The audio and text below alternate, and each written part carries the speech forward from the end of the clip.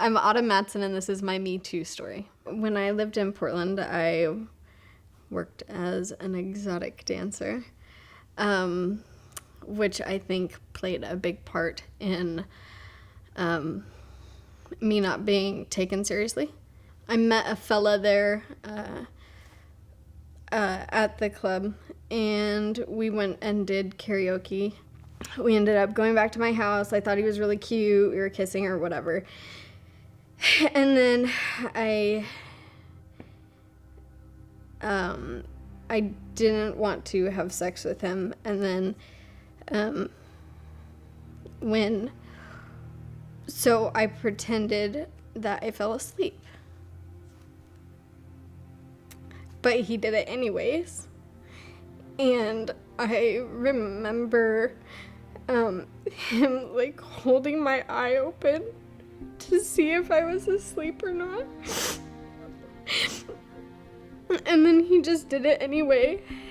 And I remember in my head thinking, oh my God, like what is happening right now? And then finally, I snapped out of it, and I was able to, I just opened my eyes and I pushed him off of me and I started punching him, and he ran out of my apartment. And I called the cops and I chased him down the street, keeping an eye on him. First, I went to the hospital. They give you all kinds of pills, a Plan B, all the STD preventers and whatever. So you're in the hospital, you're being poked and prodded and fed a bunch of pills. You have to take pills for a week or something afterwards. I was so sick and just laying around in my apartment.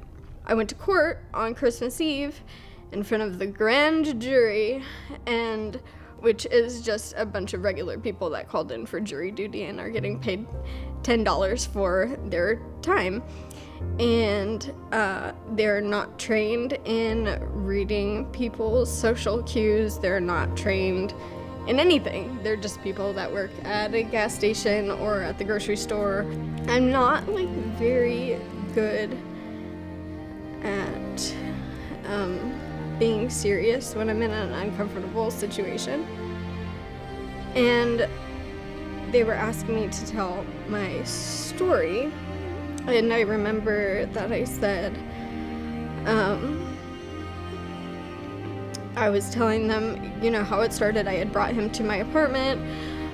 He offered to give me a massage. And when I was there, I said, and of course, who wouldn't want a massage? And one fella had a little chuckle, and then his face went straight again because he probably was thinking, oh, maybe I shouldn't be laughing under these circumstances. And I said, it's okay. It was a funny thing that I said. And I'm pretty sure that that's what fucked me over. That and that I was a stripper. So I kind of made light in a serious situation. And I was a stripper. So I couldn't have possibly been raped, right? So they let him go. Sat there for about half an hour waiting to hear what they had decided, and they decided to let him go. And then so went and had a couple shots of tequila and went home. It took me a really long time to come to terms with maybe if I hadn't been pretending to sleep, or maybe, if I had kept my eyes open and just said no, or whatever. It took a lot of episodes of SVU to know that that if you don't say anything, then it's still a no. Because the way that I felt about still having doubt about whether I was raped or not really fully knowing, or it's because I feel like it's hard when you're not in a situation, if you didn't get knocked down in the alley and beat up and your clothes ripped off and just humiliated and left for dead, because that is very clearly rape. There's so many women in the world and girls, and including myself, that are not really sure if they were raped or not. And probably a lot of guys that maybe don't know if they raped or not. And there are way more other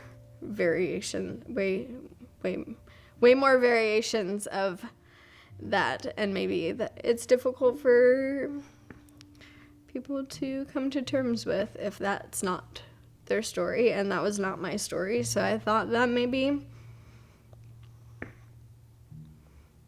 that would help somebody.